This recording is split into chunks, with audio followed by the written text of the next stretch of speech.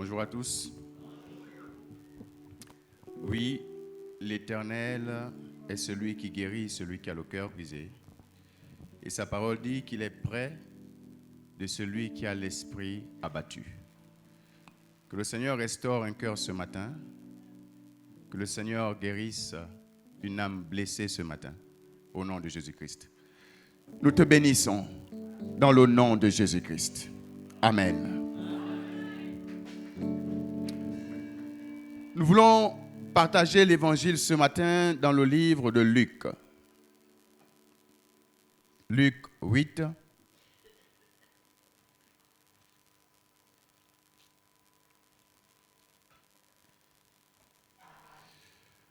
Je lirai à partir du verset 5 jusqu'au verset 15.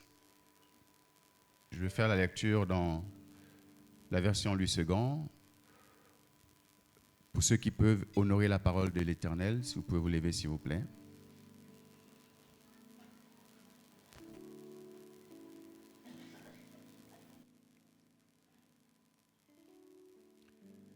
Un semeur sortit pour s'aimer sa sémence. Et comme il s'aimait, une partie de la sémence tomba le long du chemin. Elle fut foulée aux pieds et les oiseaux du ciel la mangèrent. Une autre partie tomba sur le roc. Quand elle fut levée, elle sécha, parce qu'elle n'avait point d'humidité. Une autre partie tomba au milieu des épines. Les épines crurent avec elle et l'étouffèrent. Une autre partie tomba dans la bonne terre. Quand elle fut levée, elle donna du fruit au centuple. Après avoir parlé ainsi, Jésus dit à haute voix, que celui qui a des oreilles pour entendre, entende. Je vais au verset 11. Voici ce que signifie cette parabole. La sémence, c'est la parole de Dieu. Ceux qui sont le long du chemin, ce sont ceux qui entendent. Puis le diable vient et enlève de leur cœur la parole, de peur qu'ils ne croient et soient sauvés. Ceux qui sont sur le roc, ce sont ceux qui, lorsqu'ils entendent la parole, la reçoivent avec joie, mais ils n'ont point de racines. Ils croient pour un temps et ils succombent au moment de la tentation. Ce qui est tombé parmi les épines, ce sont ceux qui, ayant entendu la parole, s'en vont et la laissent étouffer par les soucis, les richesses et les plaisirs de la vie. Et ils ne portent point de fruits qui viennent à maturité. Ce qui est tombé dans la bonne terre, ce sont ceux qui, ayant entendu la parole avec un cœur honnête et bon, la retiennent et portent du fruit avec persévérance. Amen. Nous pouvons nous rasseoir. C'est une histoire que beaucoup d'entre nous ont déjà entendue. Une histoire qui a déjà été probablement prêchée ici, et pas probablement, je confirme qu'elle a déjà été prêchée ici. La dernière fois que j'ai entendu cette parabole, c'est l'ancien Libère qui prêchait dessus. Aujourd'hui, l'Éternel veut pour certains rappeler certaines choses. Pour d'autres, ça va être un commencement, une découverte. C'est une parabole. Et la parabole, c'est Christ qui utilise en fait les éléments naturels de la vie pour donner une expression, pour exprimer quelque chose de spirituel, quelque chose du royaume. Et s'adressant à ces personnes, il va donner quelque chose qu'ils ont l'habitude de vivre. Lorsqu'on parle de quelqu'un qui sème, ça parle aux gens. Et je pense que ça parlera à beaucoup de nous ici lorsque nous le mettrons dans notre contexte. Ce qui est quand même extraordinaire dans cette parabole, c'est que Jésus va jusqu'à l'expliquer. Il donne la parabole et il va l'expliquer. La parabole nous dit que la sémence, c'est la parole de Dieu. La sémence, c'est la parole de Dieu. Et alors, elle présente 4 types de terres qui reçoivent la parole de Dieu. Et vous comprenez que ces 4 types ont été comparés à 4 types de cœurs qui reçoivent la parole de Dieu. Et rassurez-vous, il y a probablement au moins 3 types de ces cœurs parmi nous. La première partie nous parle d'une terre, du semeur qui sème sur un chemin. Et on nous dit qu'il sème sur le chemin et puis les gens viennent, ils foulent aux pieds et les oiseaux viennent picorer. Jésus compare cette terre à un cœur qui a reçu la parole, qui a entendu la parole mais qui ne l'a pas retenue parce que le voleur vient voler. Alors, je m'en vais dans le contexte. C'est là où je vous amène maintenant à repartir, pour ceux qui ont été au village, à repartir au village. Restons d'abord même ici. Prenons l'exemple ici de quelqu'un qui va prendre des graines de maïs et qui va les mettre ici. Il espère que ça va pousser. Et il les met ici. Il les jette là, le long de la route. Qu'est-ce qui se passe? Probablement rien ne pousse. Pourquoi? Parce que ce chemin est ouvert à tous. Les gens vont piétiner et les oiseaux verront qu'il y a des grains de maïs. Ils viendront picorer et la semence ne produira pas ce pourquoi elle a été jetée. Le problème ici, c'est que, 1, la terre n'a pas été préparée. Parce que pour ceux qui ont l'habitude de planter, avant de planter, il faut préparer une terre. Ici, la terre n'a pas été préparée. C'est un premier problème. Autour d'elle, il y a sûrement des herbes. Autour d'elle, il y a des choses qui ne permettront pas que la semence puisse produire du fruit. Premier problème. Deuxième problème, c'est que c'est un chemin où tout le monde passe. Il n'y a pas de propriétaire. C'est ouvert à tout le monde. Et même si au village je me mets à planter quelque part, si je n'ai pas circonscrit le lieu dans lequel je plante, n'importe qui peut venir et puis arracher. Alors voyez-vous, c'est un peu les cœurs de ceux-là qui ne sont pas préparés. Des cœurs des gens qui ne sont pas préparés. Qui n'ont pas été préparés et qui ne sont pas préparés à recevoir une parole pour eux ce matin. Ils sont venus sans défricher autour d'eux. Et ils sont arrivés là. Le problème, ce n'est pas la sémence. Parce que la parole, elle est libérée. Le problème, c'est que les cœurs qui reçoivent cette parole ne sont pas apprêtés pour que cette parole vienne produire du fruit. Ces cœurs, on en a ici. Un autre problème, c'est que je vous ai dit que la terre, elle n'appartient à personne. Tout le monde peut passer. Des cœurs des gens qui ont une vie sans règles ni foi. Ouverts à tout. Ouverts à tout. Mais rejetant ce qui est de la vie. La Bible nous dit, les gens viennent et ils foulent aux pieds. On foule aux pieds ce qu'on néglige. Une parole qui est apportée ce matin, mais personne ne la reçoit avec empressement. On néglige. C'est aussi le cœur de ceux qui rejettent les choses de Dieu. Parce qu'il y a des gens comme ça. Et figurez-vous, oui, il y a des gens qui sont capables d'être ici, non pas pour entendre une parole qui change leur vie, mais juste parce qu'ils ont quelque chose à faire. Et puis ils sont là ce matin. Mais il y a aussi ceux-là que nous croisons dans la rue, parce que la parole, ce n'est pas seulement ici qu'on la donne. On la donne aussi dans les maisons, dans la rue, au travail. Et puis tu rencontres quelqu'un et puis tu lui parles de l'amour de Jésus-Christ et la personne ne te croit pas. Pourquoi? Parce que peut-être que la personne a vécu une expérience troublante par rapport à l'église. Des parents qui viennent chaque dimanche à l'église, mais lorsque tu reçois une nièce, La nièce sait que chaque dimanche, tu pars à l'église. Tu l'amènes même à l'église. Mais quand elle rentre, tu la maltraites. Elle sort de cette maison-là. Quand elle rentre chez elle, quand on va lui dire que c'est bien d'aller à l'église parce que l'église transforme, elle, dans sa tête, ce qu'elle a vu, c'est que l'église n'a pas transformé tonton, l'église n'a pas transformé tantine. Et donc, quand tu viens lui parler de l'amour de Dieu, la personne te regarde. Alors, si elle est de bonne humeur, elle t'écoute. Mais si elle n'est pas de bonne humeur, elle te dit arrête.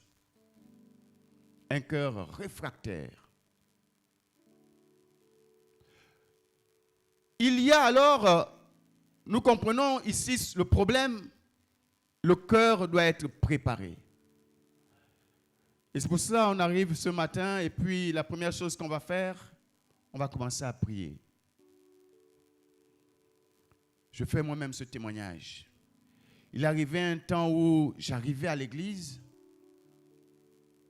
dans une église, et je vous assure que dès que c'était quelqu'un qui se levait, mon cœur était fermé. Et pourtant, j'étais là. Mon cœur était fermé. Alors lui, là, vraiment, je ne comprenais pas. Et à un moment, je me suis dit, mais ce n'est pas normal. Comment est-ce que je peux me lever le matin, dans le froid, arriver, je m'assois, mais à la fin, je refuse la parole que l'Éternel me donne à travers quelqu'un. Vous savez, il y a aussi des gens comme ça qui vont arriver là. Ils ont leur prédicateur.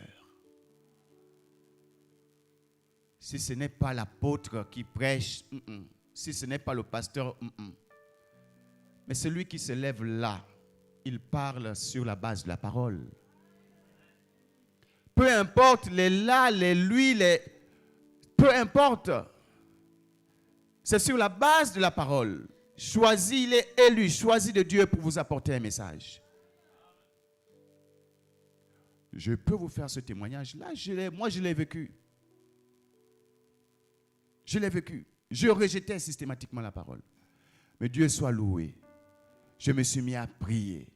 Et comme, je ne sais pas si c'était une punition, le type là maintenant, chaque dimanche, c'est lui qui prêchait. Mais c'est bien parce que j'ai compris alors que Dieu avait touché mon cœur. Dieu avait touché mon cœur. Et finalement, ce qui était au départ comme un rejet, je crois que Dieu m'a béni à travers ces prédications. Alors ce matin, ceux qui ont ces cœurs-là, je prie que le Seigneur vous fasse grâce. Nous allons dans le deuxième type de cœur. C'est ceux-là que moi je trouve les plus dangereux. Les plus dangereux. C'est les cœurs qui sont présentés ici, la version, je suis au verset 6. Une autre partie tomba sur le roc. Quand elle fut levée, elle sécha parce qu'elle n'avait pas point d'humidité. D'autres versions disent qu'il n'y avait pas suffisamment de terre. Et donc, lorsque le grain a levé, il a séché sous le soleil. Ceux-là, je les appelle les plus dangereux. Pourquoi? C'est des gens zélés. C'est-à-dire que quand quelqu'un prêche comme ça, tu entends « Amen, avance, prophète ». Tu entends plein de trucs. C'est des gens qui se lèvent même, très zélés. Mais qu'est-ce que le Seigneur dit de ce type de cœur-là? Au verset 13, il dit « Ceux qui sont sur le roc, ce sont ceux qui, lorsqu'ils entendent la parole, la reçoivent avec joie. » Ils la reçoivent avec joie. Mais, ils n'ont point de racines. Ils croient pour un temps et ils succombent au moment de la tentation. Ceux-là, c'est les plus difficiles pour moi. Pourquoi? Parce que je peux être là en train de prêcher et puis je sens l'enthousiasme. Les gens sont dans la joie. Mais alors qu'en réalité, le fondement, c'est un rocher. Ce sont des pierres. Ça veut dire quoi? Que lorsque j'ai posé, ici je mets un peu de terre, je dépose mon grain, il commence à pousser, il n'ira pas plus loin. Pourquoi? Parce qu'il va rencontrer la dalle là et il ne pourra pas donner du fruit. Ce sont des gens qui ont comme fondement de leur vie beaucoup de principes. Autant les premiers ne se remettent pas en question, autant ceux-là, ils se remettent un peu en question. Mais lorsqu'ils se mettent en question, ils sont capables de venir se heurter aux pierres de leur vie. Les pierres de vos vies, les pierres de nos vies, c'est tout ce qui a bâti notre vie sans le Seigneur. C'est-à-dire que quelqu'un naît, il a une éducation. Il a entendu des choses.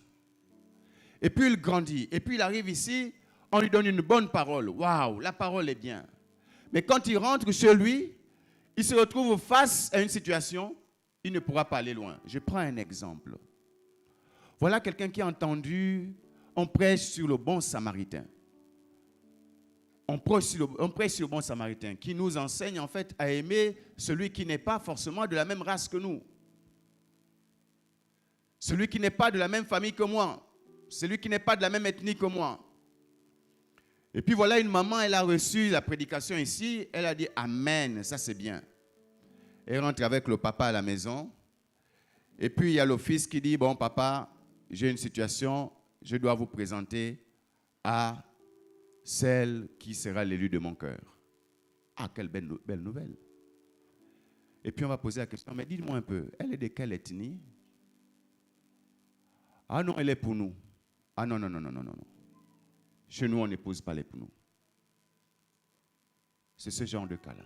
Ah non, chez nous, on n'épouse pas les pour nous. Chez nous, on n'est pas amis à telle ethnie. La personne a reçu la parole ici. La personne a été enthousiasmée. Mais devant les principes de sa vie, la personne a du mal à renoncer. Et vous verrez la personne dimanche ici touchée par la parole. Mais pourtant, à la maison là-bas, il y a quelque chose qui n'a pas été appliqué. L'amour d'une autre personne n'a pas été appliqué. Et j'ai envie de vous dire, dans nos familles, dans ce Gabon, il y a encore un problème d'ethnie. Je vous ai dit, ces cœurs-là, il y en a ici. Si ce n'est pas toi, gloire à Dieu. Mais si c'est pour quelqu'un, commence par réfléchir. Il y a encore cette mentalité de hiérarchiser les ethnies. Parce que j'ai entendu des choses, eh bien, je grandis avec. Je viens chaque dimanche à l'église, mais je ne me suis pas débarrassé de ce qui a fait mon éducation, qui est contre la parole de Dieu. Il y a encore ces problèmes ici. Repli identitaire. Je vais choisir de m'associer avec quelqu'un parce qu'on parle la même langue. Parce qu'on est du même village. Et je refuse les autres parce qu'ils ne sont pas du même village que moi. Je refuse d'accepter que ma fille puisse aimer un étranger. Non, je refuse. La parole de Dieu me dit que la parole, l'évangile est une puissance de Dieu pour le salut de quiconque croit, le juif premièrement, puis le grec. En Christ, il n'y a plus d'ethnie. En Christ, il n'y a plus d'ethnie. Alors que vous demandez à ce que votre fille ou votre fils prenne quelqu'un qui soit converti, très bien.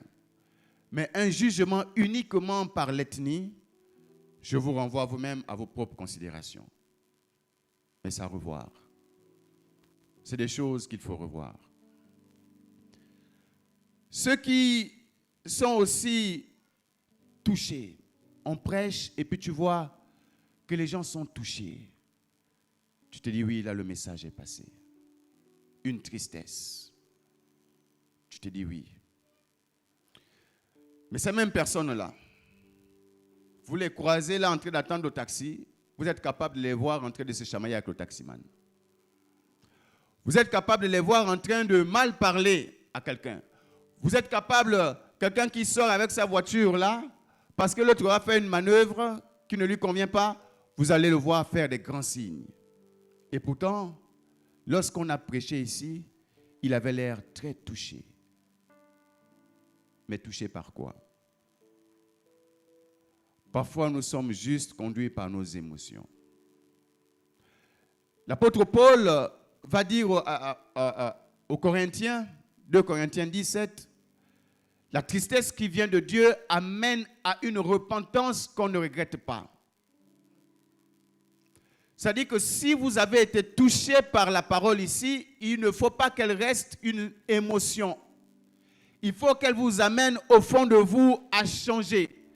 Qu'est-ce qui fait que vous soyez triste? Quelle est la situation qui fait que vous soyez triste ce matin lorsque vous entendez la parole? Ça doit vous amener à une repentance, un changement total. C'est-à-dire que lorsque vous êtes là, vous devez vous dire au fond de vous, il faut que je change.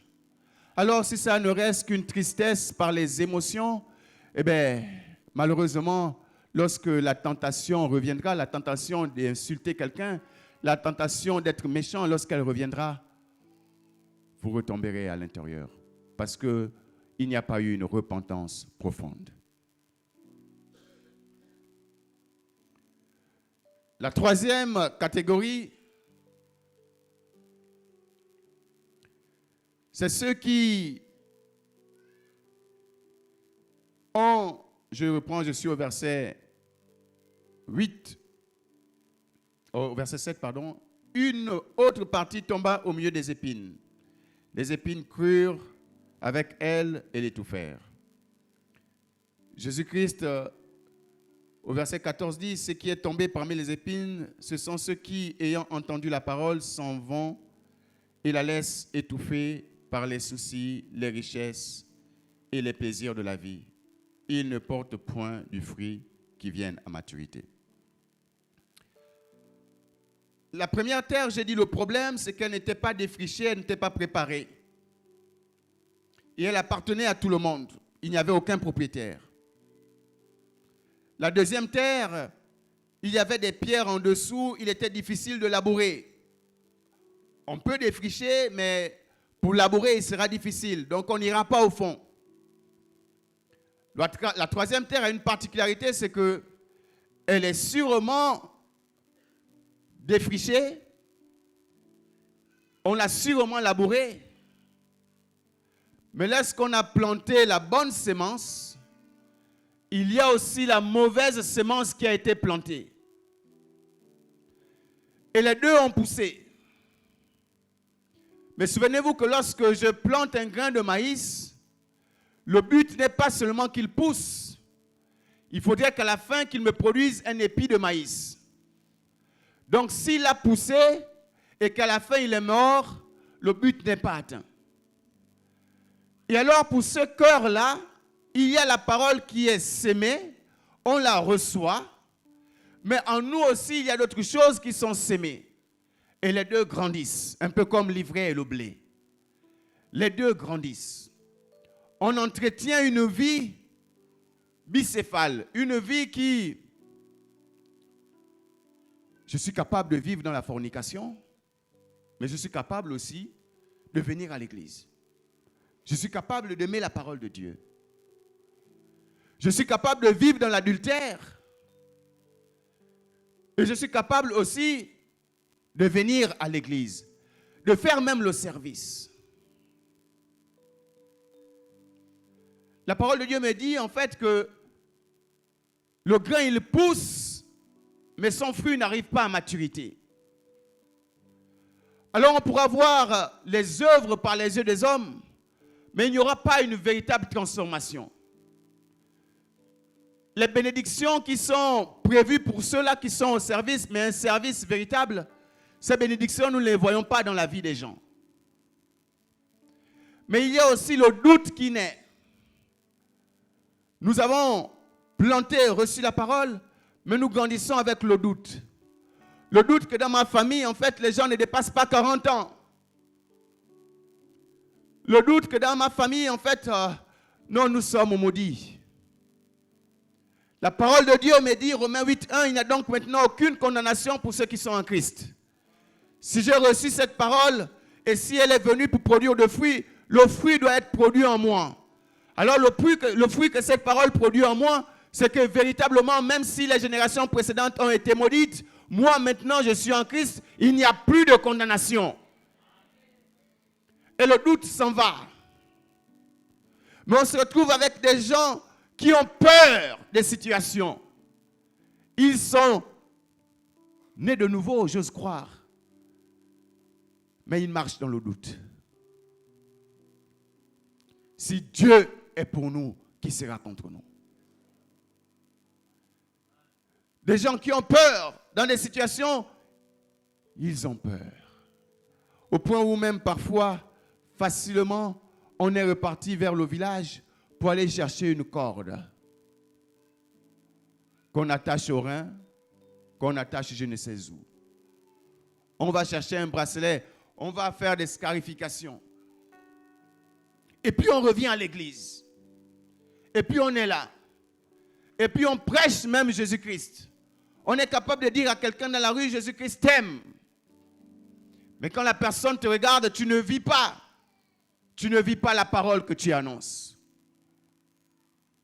Le tout n'est pas que la semence s'élève. Il faut qu'elle produise du fruit. Il faut que nos vies produisent du fruit. Le fruit qui est prévu par la parole de Dieu. Il faut que nos vies produisent ce fruit-là.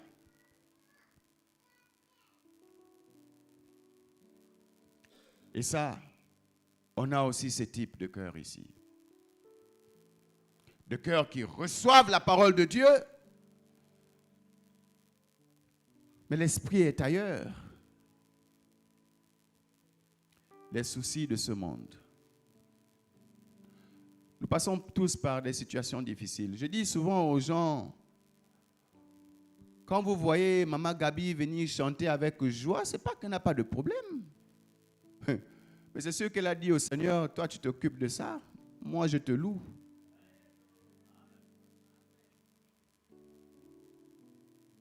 Mais il y a des gens qui font de leurs problèmes leur Dieu. Ah, ils appellent même ça leur problème. Ah, ma maladie là ne finit pas.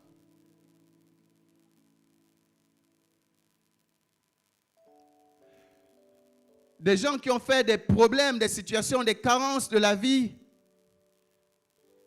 leur sacerdoce. Venez à moi, vous tous qui êtes fatigués et chargés, et je vous donnerai du repos. Prenez mon joug car il est doux et léger.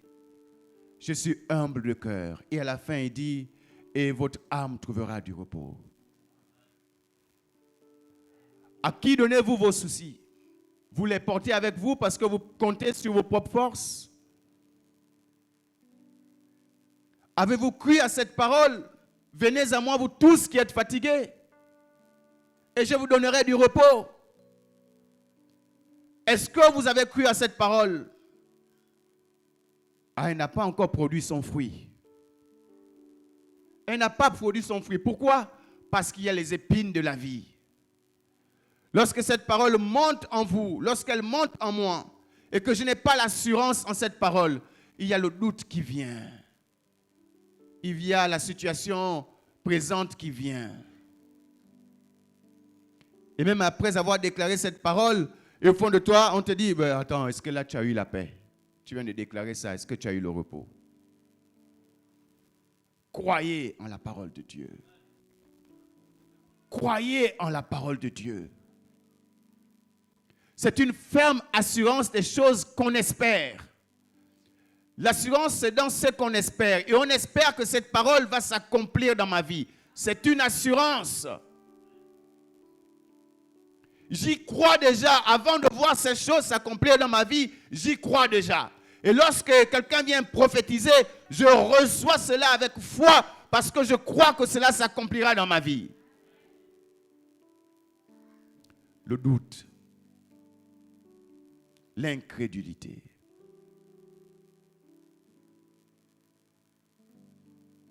J'aime cet homme-là lorsqu'il amène son enfant au Seigneur. Et lorsqu'il va dire au Seigneur, le Seigneur lui demande, qu'est-ce que tu veux?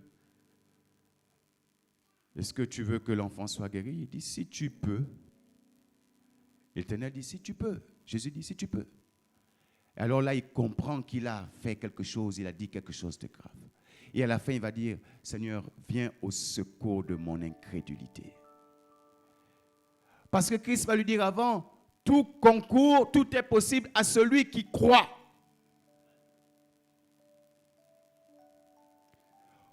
la parole, le problème, ce n'est pas la sémence. Le problème, ce n'est pas la parole de Dieu. Le problème, c'est la parole, elle est tombée ce matin dans quel cœur? Un cœur qui veut croire sans avoir vu ou un cœur qui doute?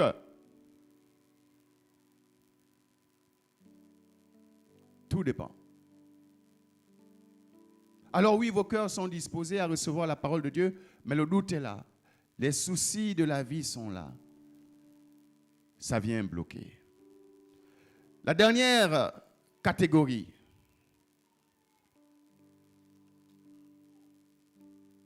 Je suis au verset 8. Une autre terre tomba dans une bonne terre. Ah Seigneur, que mon cœur soit une bonne terre ce matin. Quand elle fut levée, elle donna du fruit au centuple. Et au verset 15, il va expliquer ce qui est tombé dans la bonne terre. Ah, j'aime ça. Ce sont ceux qui ont entendu la parole avec un cœur honnête. Avec un cœur honnête. Mais c'est quoi un cœur honnête? Rien n'est caché devant Dieu. Il est celui qui sonde les cœurs. Et alors, il y a des gens, quand on va dire, baissez la tête, priez pour tel cas, priez pour vos cœurs. Alors, il y a des gens qui vont faire les super spirituels. Quand on va dire, priez pour vous repentir, parce qu'il dit, si vous confessez vos péchés, il est fidèle et juste pour vous les pardonner. Confessez vos péchés. Oh, il y a des gens qui ne vont pas prier parce qu'ils n'ont pas insulté. Ah non, parce que dans sa tête, il pense, je ne fornique pas, je n'ai pas commis d'adultère, je n'ai pas tué, je suis saint. Mais tu oublies quand même que dans ton cœur, tu as nourri un peu de jalousie pour quelqu'un, un peu de colère. Et pour ces choses-là, tu penses qu'il n'est pas normal de se repentir. Ayons des cœurs honnêtes. Soyons vrais. Nous ne pouvons pas nous cacher devant Dieu. Devant les hommes, nous pouvons nous cacher, nous pouvons faire le cinéma. Vous pouvez vous lever, alléluia, amen, tout ça, on dit, ah là, il y a l'onction. Quand tu pries comme ça, on dit, là, la sœur, là, le Saint-Esprit est avec elle. Mais pourtant, toi-même, tu sais ce que tu vis. Et pourtant, le frère, il sait ce qu'il fait. Mais quand la parole de Dieu est donnée avec grâce pour changer les cœurs, lui ne veut pas être honnête. Il ne veut pas commencer par se repentir. Heureux ceux qui ont le cœur pur, car ils verront Dieu. Et ceux qui purifient, c'est la parole. Jésus-Christ va dire à ses disciples dans Jean 15, déjà vous êtes purs à cause de la parole que je vous ai annoncée. Et alors celui qui reçoit la parole ce matin, avec un cœur honnête, qu'il soit pur au nom de Jésus-Christ. Nous avons vu 4 catégories de cœurs ce matin. Pour ceux qui ont ce cœur-là, de bonne terre, la sémence est arrivée, le fruit a été produit. Ne nous arrêtons pas là. Ne vous arrêtez pas là. Persévérez. Parce que le fruit donne à sa saison. Si le fruit a donné cette saison, il faut continuer à entretenir la terre pour que lorsque je reviendrai planter, je puisse encore avoir du fruit. Ça, c'est pour ceux qui, les mamans connaissent. Hein, Maman Gabi, c'est ça, non? On fait l'arachide là. Quand on a récolté, on revient encore préparer la terre, non? C'est continuellement qu'on prépare nos cœurs. Continuellement qu'on prépare nos cœurs. Matthieu 10, le verset 22.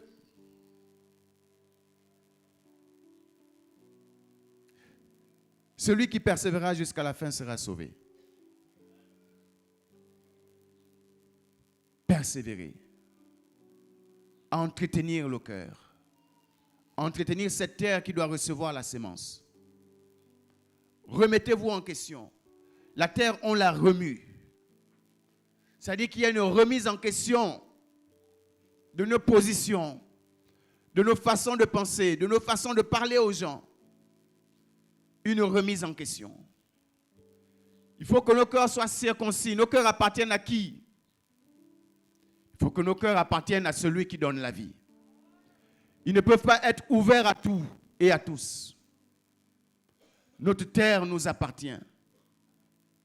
On l'entretient. On l'entretient. On a donné la sémence aujourd'hui qui produit le fruit. Préparons nos cœurs tout au long de la semaine. Afin que le dimanche prochain, quand on viendra encore s'aimer, que cela produise du fruit. Ne vous arrêtez pas aujourd'hui simplement à dire j'ai reçu et c'est bon. Non. Toute la semaine, on se remet en question. On médite la parole de Dieu. On prie pour nous, on prie pour les autres. On exhorte un frère qui est en difficulté avec amour. On fortifie les gens. On entretient la terre tout au long de la semaine. À cela que le Seigneur vous fortifie. Il y a eu la troisième catégorie. C'était ceux-là qui étaient certes enthousiasmés par la parole, qui pouvaient recevoir cette parole, mais la parole ne produit pas le fruit. J'ai envie de vous dire ce matin,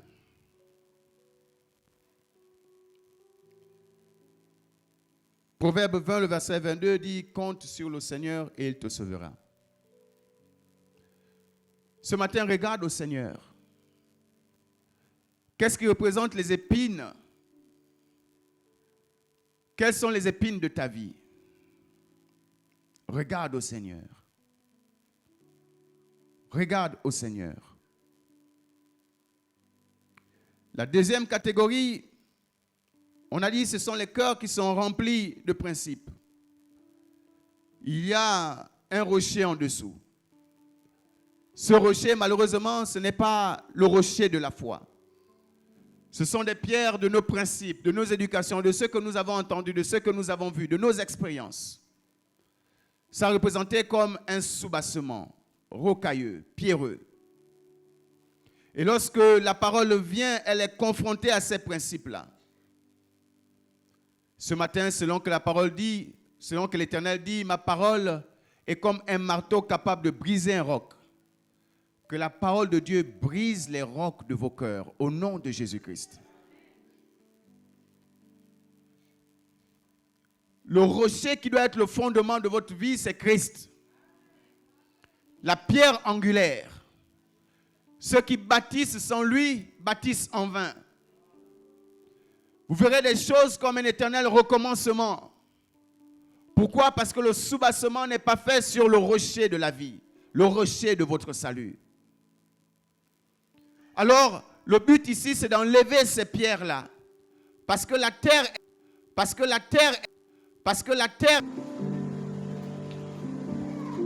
Il y a les anciens qui viendront vers vous. Levez simplement la main, là où vous êtes.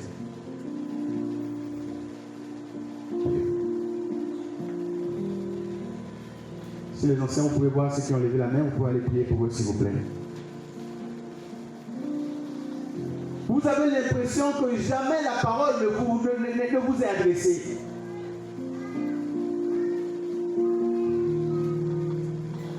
La parole est pour vous ce matin.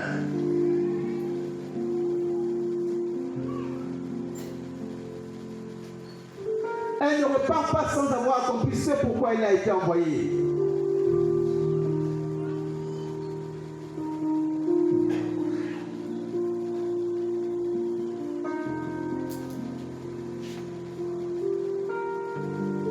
Chacun peut commencer à prier pour sa situation, pour son cœur. Seigneur, touche mon cœur. Je veux le labourer chaque jour, Seigneur, à la lumière de tes Écritures, à la lumière de ta parole. La semence que je reçois aujourd'hui, elle porte du fruit. Mais je vais continuer à entretenir mon cœur, afin qu'à chaque fois qu'une parole est envoyée pour moi, que je la saisisse. Des prophéties qui sont volées. On vient prophétise sur les vies. Les gens sont distraits. Le problème, ce n'est pas la parole. Le problème, ce n'est pas celui par qui le Seigneur envoie sa parole. Nous voyons ce matin que le problème, c'est le cœur qui reçoit la semence.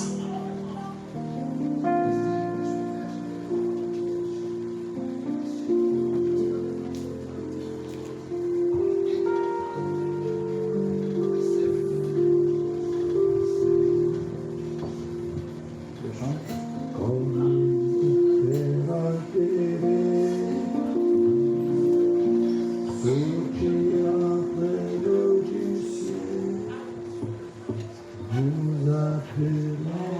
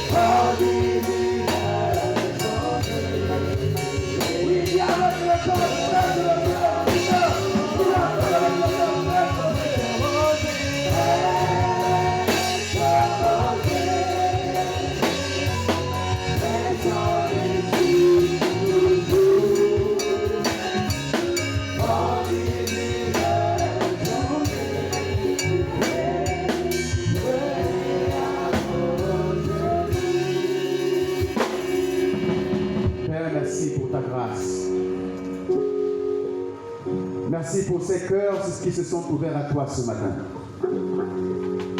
Je prie au nom de Jésus-Christ que la parole qui a été sémée puisse produire du fruit au centuple à la gloire de ton nom. Nous refusons au nom de Jésus-Christ que l'ennemi vienne voler ce qui a été sémé ce matin. Nous le refusons, Père éternel, et nous déclarons au Dieu Tout-Puissant que nos cœurs, par ta grâce, seront le cœur comme une bonne terre, capable de recevoir la sémence, capable de recevoir ta parole, afin que nos vies soient transformées, afin que nos cœurs soient changés au nom de Jésus-Christ. Merci pour ton amour. Ta parole a été envoyée pour guérir. Seigneur, que ce matin, ta parole qui a été libérée puisse guérir une âme, puisse guérir un cœur, puisse guérir un corps au nom de Jésus-Christ. Merci pour ta fidélité. Honneur et louange à toi qui es notre Dieu. Au nom de Jésus-Christ. Amen.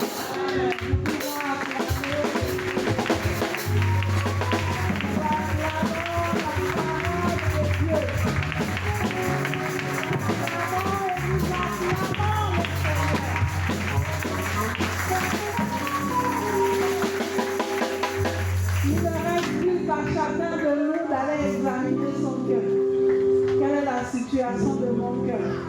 Suis-je dans la première catégorie, la deuxième, la troisième? À nous d'aller regarder à la lumière de la parole de Dieu et dans la prière. Alléluia. Nous passons aux annonces. Première annonce, Jésus revient bientôt. Et je vais lire 2 versets pour nous aider à comprendre que Jésus revient bientôt. C'est 2 Pierre 3:10 et 2 Pierre 3:14. Le jour du Seigneur viendra comme un voleur. En ce jour, les cieux passeront avec fracas, les éléments embrasés se dissoudront et la terre avec les œuvres qu'elle renferme sera consumée. Verset 14.